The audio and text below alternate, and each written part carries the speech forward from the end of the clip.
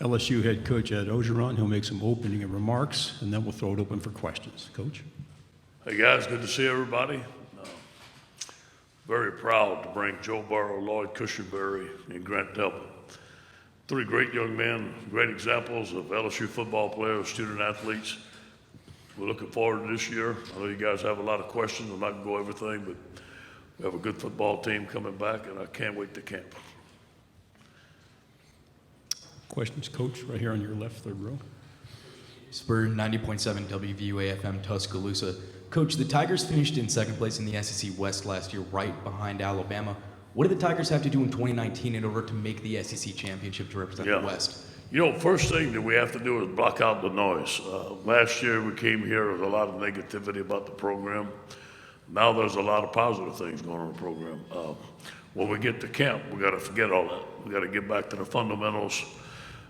In order for us to have a championship football team, we have to score more points on offense, do a better job of run defense, and create more turnovers. Obviously, you got to beat Alabama. I mean, that's the benchmark at LSU. We're going to have a tough road trip against them in Tuscaloosa. We've got a lot of games ahead of us and a very, very tough schedule. We got to take it one game at a time and improve during the season. Coach, to your right, third row. Hey, Coach, how are you?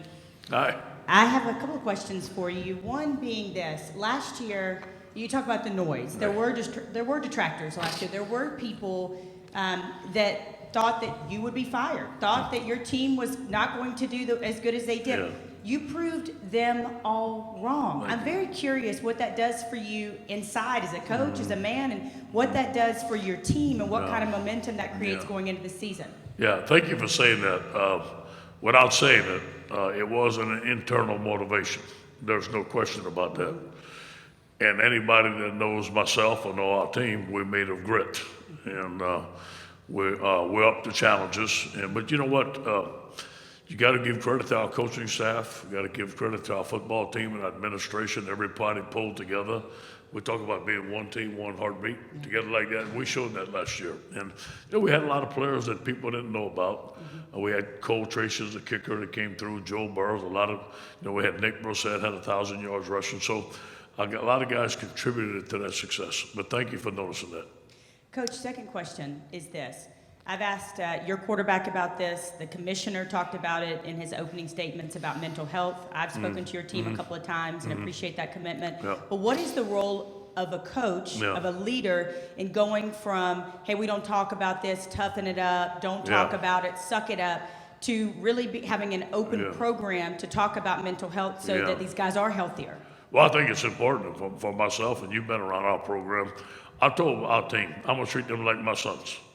And look, if my sons, if there's something wrong with them, I'm going to get them help. And they know we're going to get the best help at LSU. We provide the best help. You came. We have a lot of counselors available for our kids, but you know what? They have to open up and communicate. Hey, Coach, I need some help in this area, and I'm open to it. And they know that. I think you know that. Coach, to your left over here. Hey, Coach. Bruce Marshall, Sports Byline USA. A quick schedule question for you, early schedule in particular. And I know a lot of buzz about the Texas game, September 7th. I want to ask you about Georgia Southern. That's right. They run that option, Yeah. and they're very good. And I wanted to ask you, are you better off playing them first to have a little bit more time preparing for that unique attack, or would you rather have them come after Texas? I would not like to play them in the middle of the season. You bring up a good point. Our coaches have been studied very hard at Georgia Southern. We have a lot of respect for them. We learned our lesson against Troy. Losing to them was not very good at LSU. And so we will be very, very well prepared against Georgia Southern. Obviously, the natural thing is to look towards Texas, and that's when you're going to get beat. So I think our team knows that. You know, the focus right now is going into camp. I love football camp. It's a time for us to focus on ourselves and get better. We have a one day at a time attitude at our football team. We have a one game at a time attitude in our football team. So hopefully that prevails this year. Coach, to your left again. Good afternoon, Coach. AP Stedham, WHEP, AM and FM, Foley, Alabama. Coach, why did you hire John Robinson, and what can he bring to your program? You know, I was speaking when I was interim coach. I'd been at USC for 11 years. I had a good relationship with Coach Robinson. When I was interim coach, I would go to the Booster Club meeting on Monday, and they'd bring us back on a golf court, and Coach Robinson would ride with me, and we became friends. And I asked him after the second time, I said, Coach, come on up to the office, let's talk a little football. So we went out the patio on a sunny deck out there, 82 degrees, sunny, typical California day out there.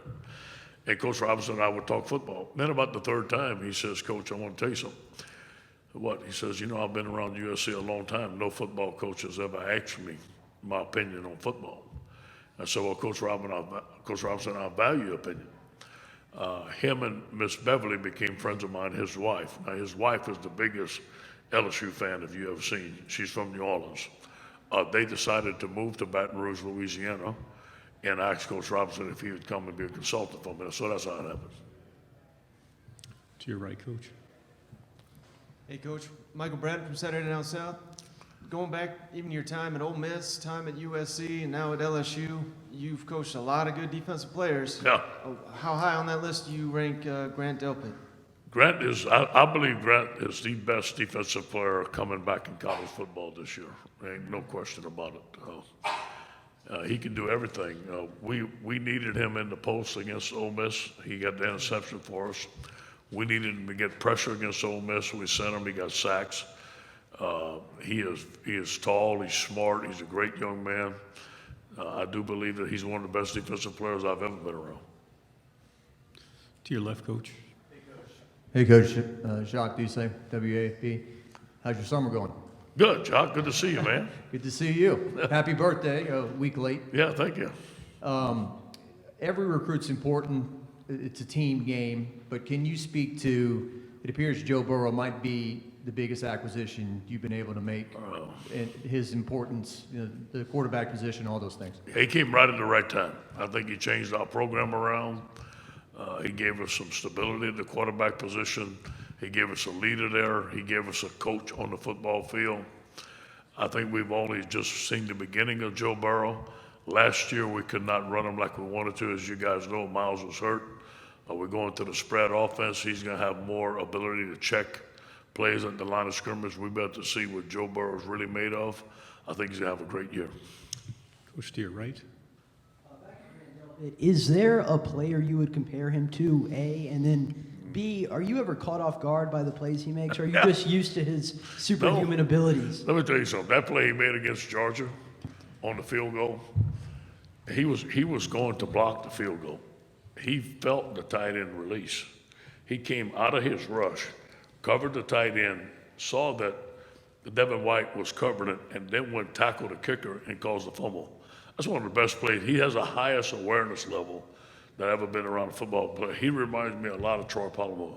Troy could do that stuff. Troy could rush. Troy could cover. Grant's taller and has a little bit more range than Troy, but he's a lot like Troy. Coach, to your left, third row. Coach, you've been in some big-time environments. You coached at Ole Miss. You've been at USC. Just talk about the difference, being at LSU, Death Valley, Saturday night, what that means to you. Yeah, to me, it's the epitome of college football because I'm from Louisiana. I mean, that's what I always wanted to be, and to be born in South Louisiana to represent the great state of Louisiana is a privilege and an honor. But I also understand the expectations of LSU to win championships. And when you line up and play the schedule that we play, and you play the teams that we play in the SEC, and then the LSU Alabama game. I mean, I don't know if you could ask for a better atmosphere. It's a heavyweight fight every time it is. The atmosphere is unbelievable. So to be in those type of games is what you want as a football coach. You invite that type of competition.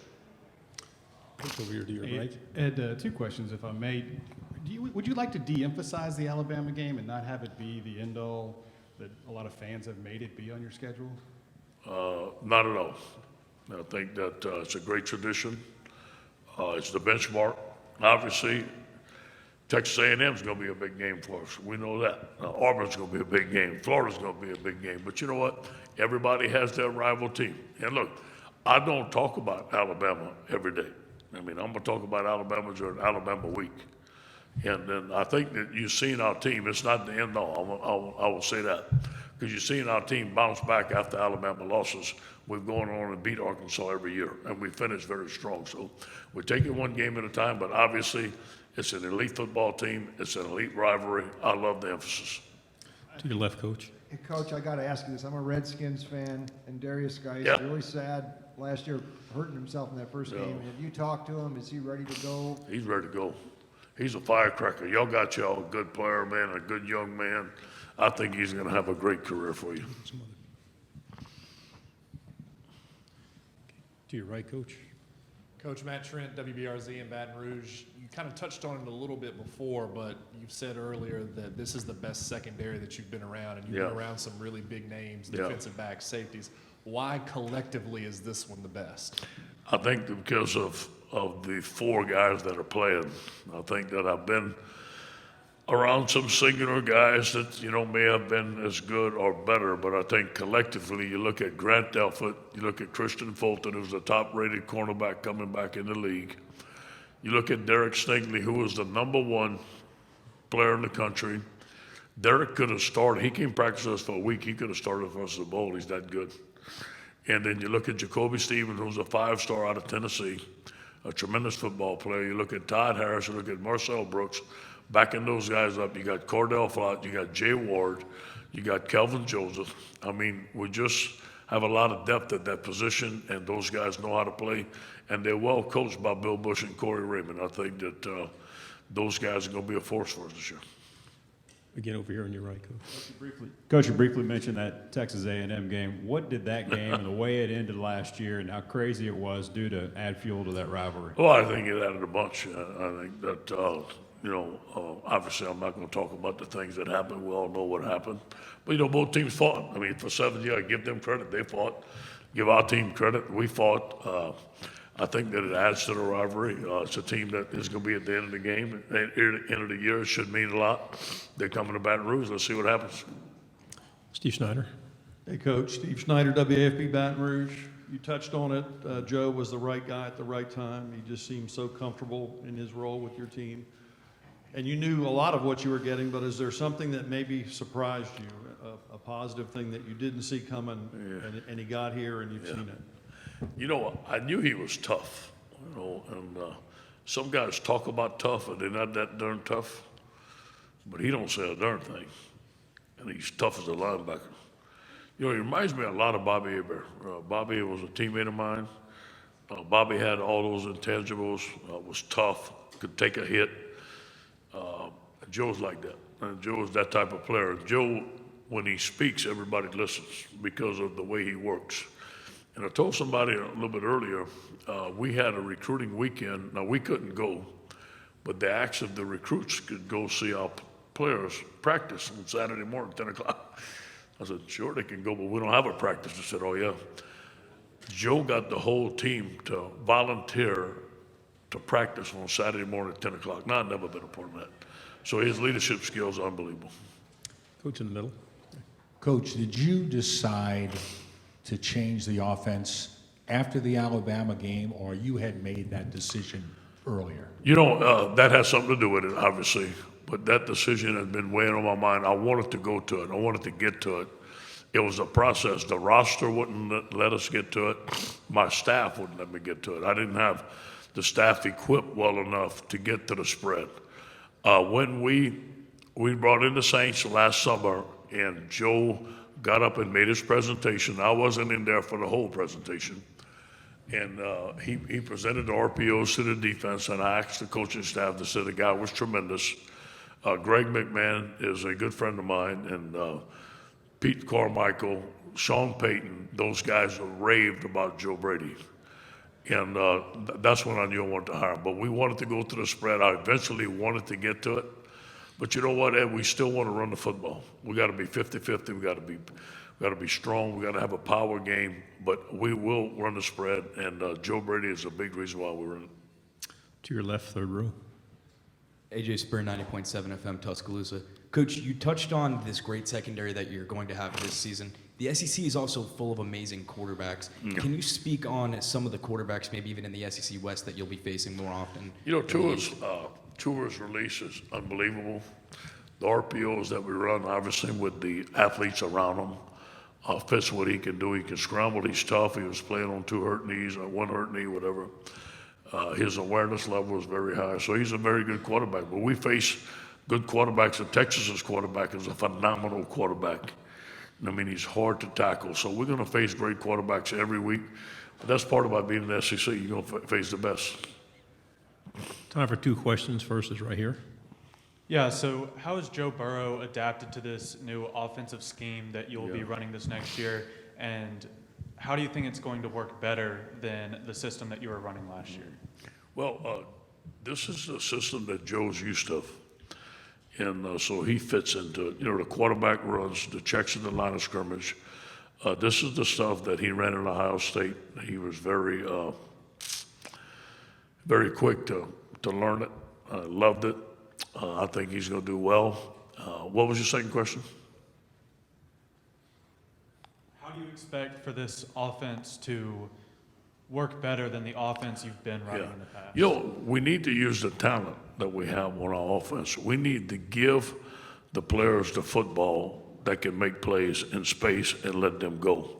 And I think the more that you spread the field, the more that you get one-on-ones with our wide receivers, the shorter throws that we can make. We had protection problems last year. I think the shorter throws we can make, the quicker throws we can make, give it to our players in space and let them make plays and give the ball to our running backs. I think we're going to have some great running backs that can be able to run the football and also have some quarterback runs. The one thing I like about Steve Ensminger's offense is the deep ball. Steve always wants to take shots. We need to carry 8 shots into every, want to throw 8 shots a game. I think that's always going to be a presence at LSU. Right here in the front. Talk about K'Lavon Chason. Yeah. What can he mean to your defense? I know it was a huge loss last year to Miami. And the second question, I know player development and the way you've put together your organization is very important. What has Connor Neighbors meant to your program? Well, let me start with Connor Neighbors. He's a champ, man. You know, the first time he comes out there, I said, who is this guy? He's running people down every down. I mean, running the running back down every down. I wanted to put him in a uniform. I mean, this guy had tremendous energy. But you know what? Along with Tommy Moffitt, along with our strength staff, you know, he's LSU, man. He's purple and gold. So he's teaching those guys not only weights, but teaching them how to be a Tiger, teaching them how to be tough. And then K'Lavon Chason, obviously, is our best pass rusher. You know, when we run the 3-4, we always want to bring him. He's the bench linebacker. We want to put him in specific positions so he can rush. And on our 3rd down, he's on our green team. He's going to be our right end. He's our featured rusher. And, you know, every team has a featured rusher. He's our guy. Last question, Coach, right here. Hey, Coach, talking to Lloyd Cushenberry today, he said we gave up too many sacks, we gave up too many tackles for loss. Can you talk about improving your protection this year? And is there any update on Ed Ingram returning to the team? You know, there's no update on Ed Ingram. Obviously, this thing has been prolonged, and it's out of our control. Obviously, he has to go through the process. And once he goes through a process, if he's cleared, he'll be back on the football team. So I don't know when that's going to be. I'm not too optimistic. I was optimistic, but it seemed like it's getting pushed back and pushed back. So we have to go into the left guard position, being Chason Hines or Cordell Thomas right now. I think that's going to be the focus. All right, Coach. Thanks very much for your time. Good to see everybody. Thank you.